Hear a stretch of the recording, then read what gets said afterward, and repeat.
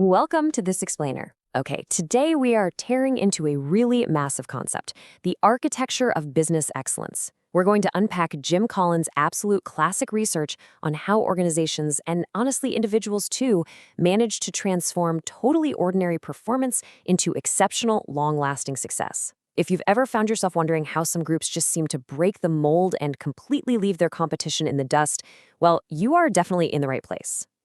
So, what actually separates a good company from a truly great one? I mean, why do some organizations achieve this mind-blowing success, while others, despite having the exact same opportunities, the same market conditions, and honestly the same resources, just remain stubbornly average? It's a pretty fascinating puzzle, right? Okay, let's dive right into this. Because here's the thing. What we're exploring today isn't based on passing opinions or some lucky guesses. Not at all. These insights come from a massive, rigorous, 5-year research project where Jim Collins and his team sifted through over 1,000 companies, 1,435 to be exact. And they did all that just to find a super rare 11 companies that made a remarkable jump from ordinary performance to exceptional results. And the real kicker here, they sustained that greatness for at least 15 years. So we're looking at the actual proven patterns of lasting greatness. Here is the transformation journey we're going to take today. First, the trap of good. Second, building the foundation. Third, defining the strategy. Fourth, sustaining the momentum. And finally, number 5, your blueprint for greatness. All right, phase 1, the trap of good. Why good enough is never enough. Right off the bat, good is the enemy of great. That is the foundational idea of this entire study. Whether you're building a massive business, managing your own career, or, even growing a YouTube channel, settling for average or just good results completely prevents true excellence. It's crazy to think about, but so many people and teams never become great precisely because they're already pretty good. The reason good is such a sneaky trap really just comes down to basic human psychology. When things are comfortable, there's just far less motivation to improve and push the boundaries. If your organization is doing okay, well, the urgency to innovate just kind of disappears. Continuous improvement requires this conscious, daily refusal to settle for just being comfortable. You literally have to decide that good enough simply isn't enough.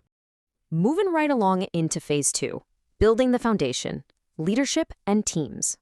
Now, what's really interesting about this research is the stark contrast in leadership that they found. On one side, you have what they call level 5 leaders. These are people who combine intense personal humility with this fierce professional will. They are entirely focused on the long-term success of the institution. But then on the flip side, you have your celebrity CEOs. You know the type, the ones way more concerned with securing their next magazine cover and feeding their own egos than actually running the company. True level 5 leaders look in the mirror to take the blame when things go wrong, but they look out the window to share the credit with their team when they succeed. They serve a mission way bigger than themselves. So, once you have that level 5 leadership in place, what comes next? Well, it's Jim Collins' totally iconic rule about team building. Get the right people on the bus. Great organizations figure out the who way before they ever try to figure out the what. Actually, let's emphasize that. First, who, then what? See, the right people can adapt to changing circumstances and totally new challenges. The wrong people, though, they can destroy even the absolute best, most brilliant strategy. Think about how this applies to your own entrepreneurial goals or passion projects. You have got to surround yourself with talented, disciplined individuals first, before you start agonizing over complex plans and directions. Because if the bus is full of the right people, trust me, you'll figure out where to drive it. Okay, into phase 3, defining the strategy. Facing reality and finding focus. Listen, before you can conquer your market, you have to conquer the truth. And this brings us to the Stockdale paradox, which is named after Admiral James Stockdale, who survived 8 brutal years of torture as a prisoner of war.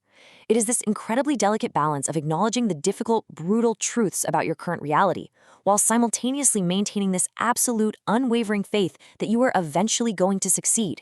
You just can't ignore your problems. You can't pretend everything's fine when it isn't.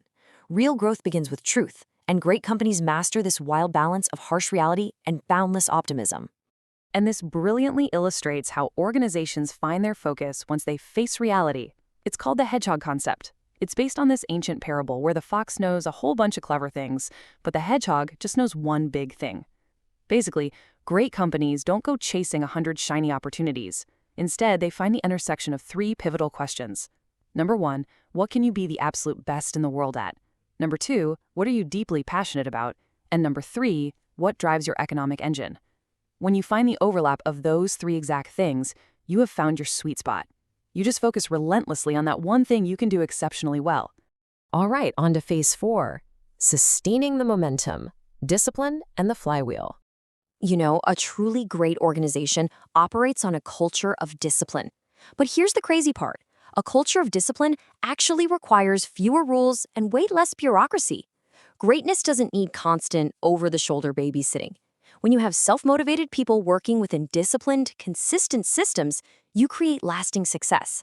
It's all about personal responsibility and consistent daily actions, not just these occasional, frantic bursts of effort. And how does this discipline build over time? Through what the research calls the Flywheel Effect. This completely shatters the whole myth of overnight success. Step 1, you exert consistent daily effort, which is kind of like pushing a giant, incredibly heavy metal flywheel. At first, it is agonizingly slow. Step 2, you accumulate hundreds of tiny, small improvements. You just don't give up. And step 3, you watch that momentum build until the wheel is spinning so rapidly it practically moves on its own. Success isn't one magic moment. It is gradual progress that eventually turns into an absolute, unstoppable force. Finally, phase 5, the blueprint for greatness, your action plan. I really want to stress that this isn't just for massive multinational corporations. These frameworks apply to literally everyone. If you're an entrepreneur, use this to build strong initial teams. If you're a creator, use that Hedgehog Concept we talked about to focus intensely on your specific niche. Even students can use the Flywheel Effect to achieve lasting academic and personal success. These are just universal principles for transcending mediocrity, plain and simple. Okay, let's rapidly review our checklist, the core pillars from today's explainer. Feel free to snap a screenshot of this so you don't forget it. Remember, good is the enemy of great. You need leaders who combine humility and determination. Get the right people on the bus first. Always, always face reality honestly. Find your Hedgehog Concept and focus on what you do exceptionally well. Build a culture of discipline where self-motivated people can thrive. And finally, trust the flywheel. Rely on that consistent effort over time. So I want to leave you with this final provocative question.